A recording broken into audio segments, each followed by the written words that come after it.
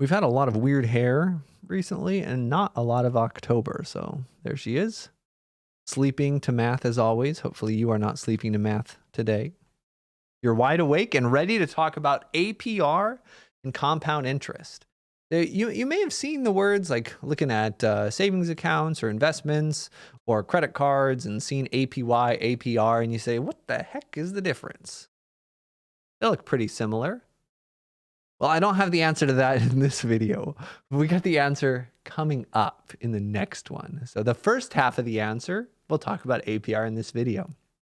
Okay, so APR means annual percentage rate. And it's just the interest that's going to be paid in the year. And if that interest is paid in smaller time increments, then we divide it up. We've done this before. Compound interest, which we're going to do in the future, and we've kind I don't know. My sense of time is all messed up.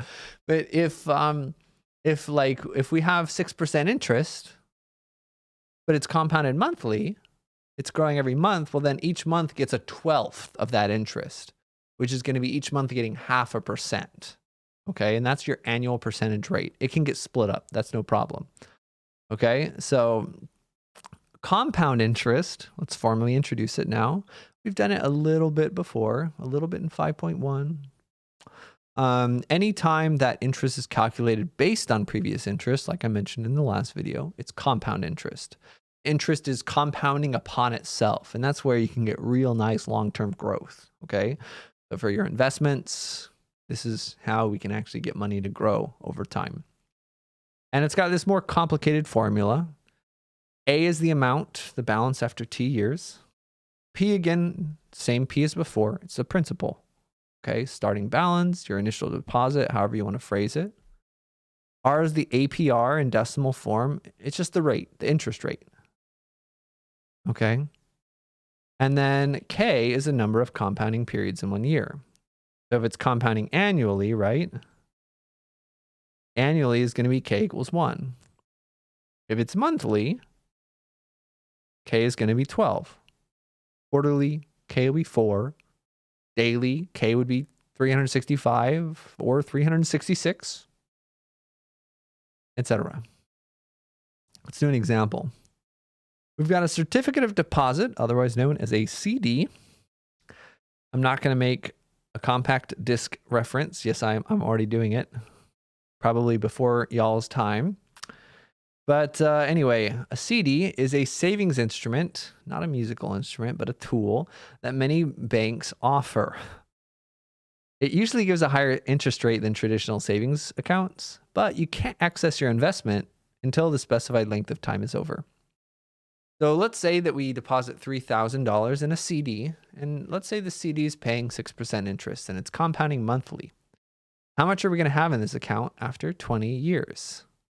Okay. So let's use our compounding interest formula. The amount is the principal times 1 plus the interest rate, or APR, over K, how many times it compounds, raised to the K times T many years. All right. So what is everything? Our principal is our initial deposit, 3,000. R is our APR as a decimal, our interest rate. That's 0.06. We're growing by about 0.06 every year, by about 6% every year. But we also have to worry about K. It's compounding monthly. So that 6% is getting divided into 12 pieces. That's what that division is right here. Okay. And then same K, T is the number of years. We want to know after 20 years. So let's just plug everything in and see what we get. So our amount will be, well, we're investing $3,000. 1 plus R, which is 0.06, divided by 12. So each month we're getting 0.5%. Raised to the K, 0.06 again. Oh, no, 12. 12 again. Times T, which we said was 20. So that's 240 months up there. This formula looks messy, but it's the same thing we've been doing in chapter 5. Starting value times growth rate times how many times we're compounding. If it's every month for 20 years, That's 240 times. Growth rate, R, is 6%, but it's getting split up into 12 pieces. Each one's 0.5%. Okay, so it looks different, but it is the same. So if you want to, you can simplify it, but if you're using a calculator, I like just typing it in.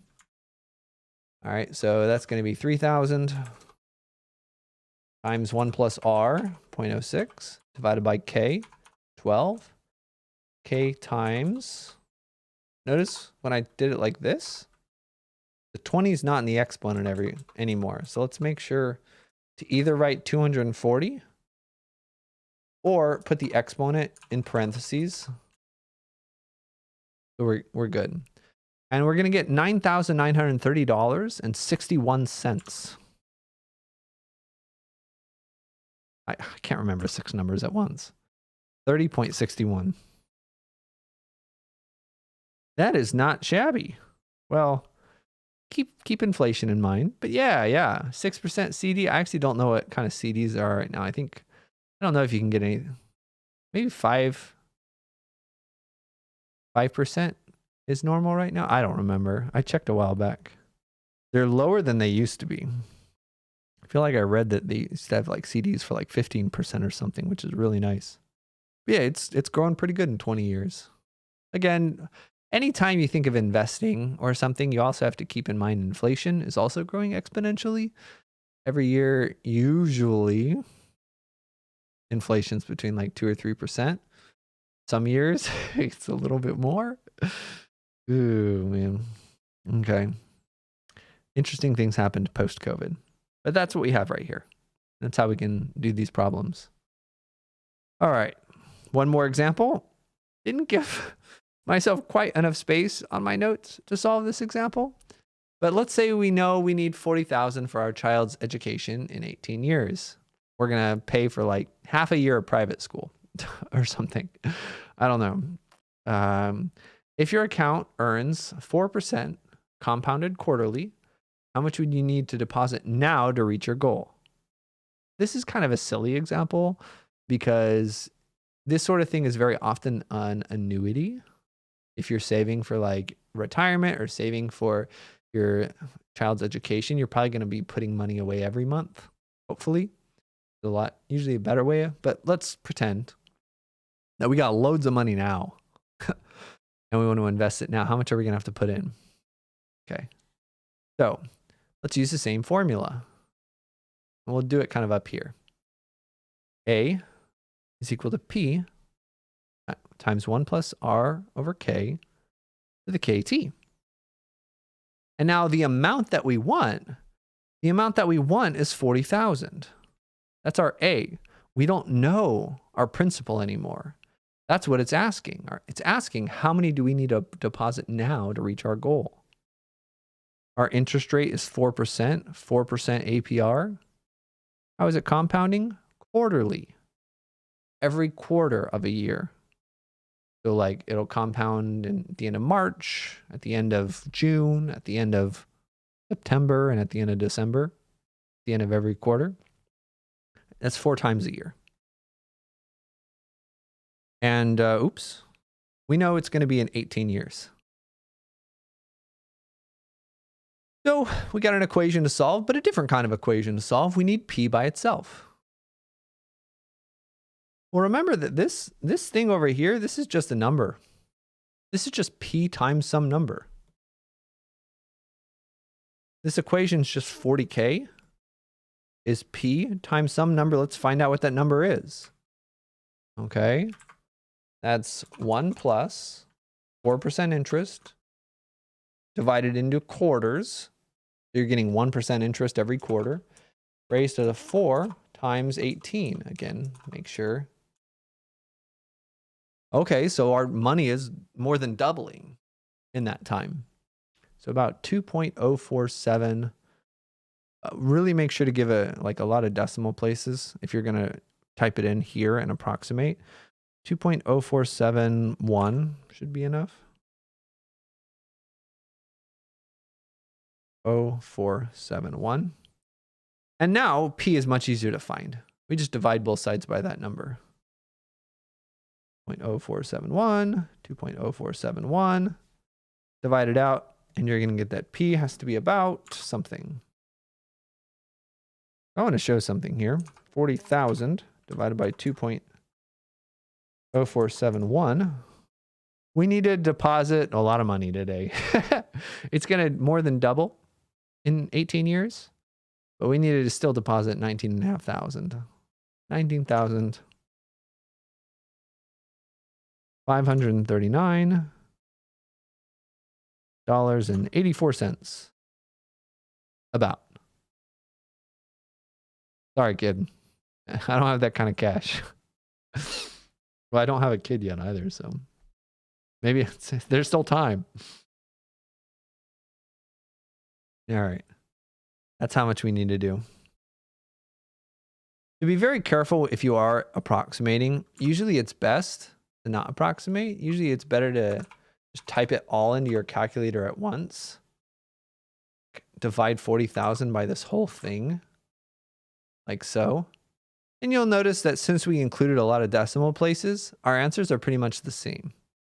They rounded the same number of cents. But if we rounded much worse, let's say we rounded at 2.05. Now our answer is pretty far off, right? This answer is now like $27 different. Okay, so be very careful on these problems, especially the messier problems. Try not to round until the end if you ever can. If you do want to round in the middle, make sure to include enough decimal places. Okay, and specifically significant figures are more important than actual decimal places, right? So if you have something like, 0.00002, it's still only one significant figure. That's still only one number that's really meaningful, that 2 at the end. All right.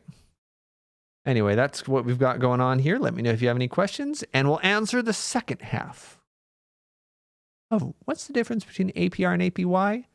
We'll answer that in the next video. Bye-bye.